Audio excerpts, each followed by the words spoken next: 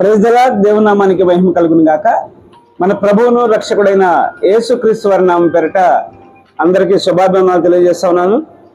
ఉదయకాలపు వాక్యాలలో భాగంగా కొంతమంది వ్యక్తుల ద్వారా, సంఘటనల ద్వారా ప్రతి గ్రంథం నుంచి మనం పాఠాలు నేర్చుకుంటా ఉన్నాం. మరి ఈరోజు యెషయా గ్రంథం 28వ అధ్యాయం నుంచి మరి విశ్వసించేవాడు కలవరపడడు అనేటువంటి వాక్య సత్యాన్ని ఈరోజు మనం పాఠంగా నేర్చుకునే ప్రయత్నం చేద్దాం. మరి యెషయా గ్రంథం 28వ అధ్యాయం 1 నుంచి 7 వచనాల భాగంలో చూస్తే అక్కడ రాజులకు శ్రమ, ప్రవక్తలకు శ్రమ, యాజకులకు శ్రమ, ఆ తర్వాత చూసినట్లయితే క్రీస్తు యొక్క మరి రాకడ సంబంధించినటువంటి సన్నివేశాలు మనం ఈ పార్ట్లో మనం చూస్తాం. తర్వాత 16వ అధ్యాయం నుంచి క్రీస్తు గురించిన ప్రవచనాలు ఇవన్నీ కూడా చూస్తాం. ఈరోజు మరి పరిశీలన చేసినట్లయితే యెషయా గ్రంథం 28వ అధ్యాయం 7వ వచనం చదువుకుందాం. అయితే వీరును ద్రాక్షారసం వలన సొక్కి సొల్లుదురు, మద్యమ వలన తత్తరపడుదురు, యాజకులేమి ప్రవక్తలేమి అందరూ మద్యం వలన సొక్కి సొల్లుదురు. ద్రాక్షారసం వారిని మింగివేయుచున్నది, మద్యం వలన తత్తరపడుచున్నారు, దర్శనము కలుగునప్పుడు సోలుదురు. ఈ విషయాన్ని కనుక పరిశీలన చేస్తే రాజులకు శ్రమ అని మొట్టమొదటిగా 7వ వచనంలో మనం చూస్తే కిరీటాలకు శ్రమ అంటే రాజుల శ్రమ. మరి యోధా రాజులో, ఇశ్రాయేల్ రాజుల్లో మరి హిజ్కియా రాజుకు ముందే కొంచెం భయభక్తుల రాజులు ఉన్నారేమో కానీ హిజ్కియా తర్వాత వచ్చినటువంటి యెహోయాకీం కానివ్వండి, సిద్కియా కానీ భయంకరమైన ఘోరమైనటువంటి స్థితిలో వారు భక్తి జీవితంలో ఉన్నారు, ఘోరమైన పాప స్థితిలో ఉన్నారు. దేవుడు వారికి శ్రమ అని చెప్తా ఉన్నాడు. తర్వాత చూస్తే యాజకులకు ప్రవక్తలకు శ్రమ అని చెప్తా ఉన్నాడు. యాజకులు అంటే దేవుని మందిర కార్యాలు చూసేవాళ్ళు, ప్రవక్తలు అంటే దేవుని మాటలను ప్రజలకు అందించేవారు. వారు కూడా త్రాగుబోతులై, మొత్తులై మరి దర్శనాలను కోల్పోయే స్థితిలో ఉన్నారు. ఆ యూదా ప్రజలంతా కలవపాట్లో ఉన్నారు. మరి ఈ వీరికి కూడా యాజకులకి ప్రవక్తలు కూడా శ్రమ అంటున్నాడు. తర్వాత పాటలో చూసినట్లయితే యేసుక్రీస్తు వారి గురించి ప్రవచనం ఉంటుంది. 16వ వచనం చూస్తే 16వ వచనం చదువుకున్నాం. 28వ అధ్యాయం 16వ వచనం. ప్రభువుకు యెహోవా ఇలాగూ సెలవిచ్చున్నాడు, సియోనులో పునాది రాతిని వేసిన వాడు నేనే. ఇక తర్వాత వచనాలు మీరు చూస్తే క్రీస్తు గురించినటువంటి ప్రవచనాలు మనం చూస్తూ ఉంటాం. ఇక్కడ 16వ వచనం చివరిలో చూస్తే విశ్వసించేవాడు కలవరపడడు అని రాయబడి ఉంటుంది. ఈ విషయాలని పరిశీలన చేసినప్పుడు మరి ఆనాటి రాజులు ప్రజలను పట్టించుకోకుండా మత్తులై, త్రాగుబోతులై, భక్తిహీనులై ఇష్టానుసారం జీవిస్తున్నప్పుడు, ప్రవక్తలు దర్శనాలు కోల్పోయి పాప స్థితిలో ఉండి మత్తులై ఉన్నప్పుడు, యాజకులు మందిరాల పనులు మానేసి త్రాగుబోతులై పాప స్థితిలో ఉన్నప్పుడు ప్రజలంతా కలవరపాట్లో ఉన్నారు.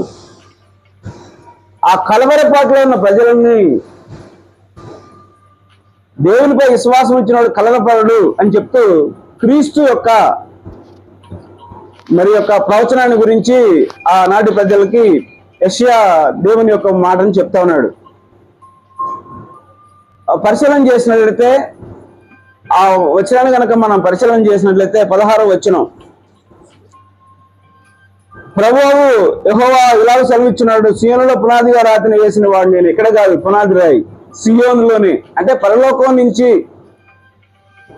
నుంచి భూమి మీదకి వస్తుంది ఆ పునాది రాయి. పరలోకంలో నుంచి భూమి మీదకి వస్తా ఉన్నాడు. ఆ క్రీస్తు ప్రవచనాన్ని మనం ఇక్కడ చూస్తూ ఉంటాం, మొదటి పనులు చూస్తాం.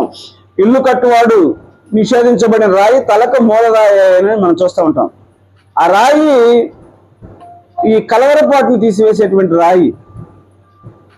మరి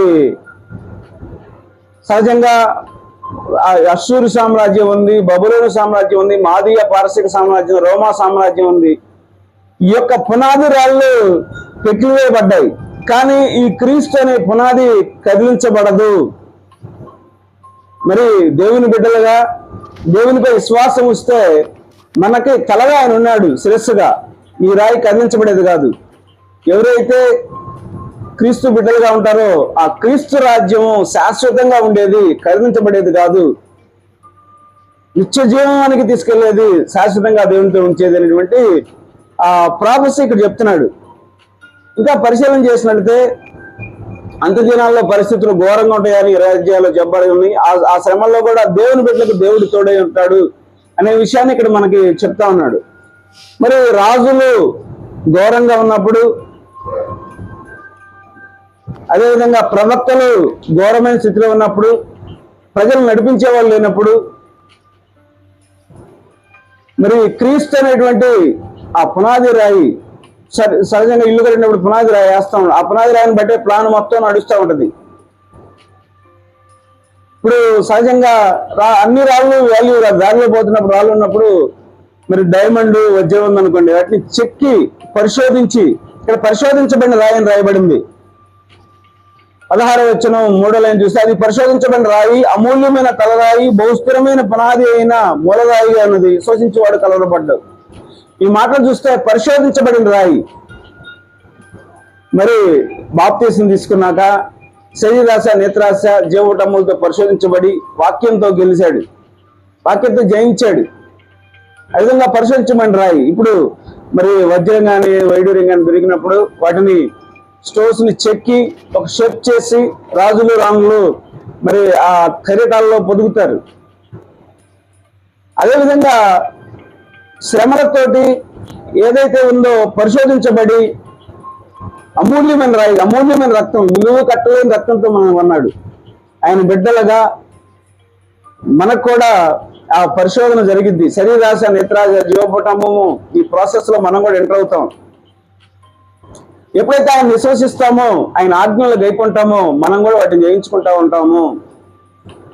బైబిల్లో చూస్తూ ఉంటాం, మరి ఇసుక మీద కట్టబడిన ఇల్లు, రాయి మీద కట్టబడిన ఇల్లు.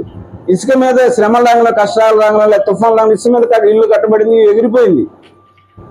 రాయి మీద కట్టబడిన ఆ ఇల్లు స్టాండర్డ్ గా ఉంది.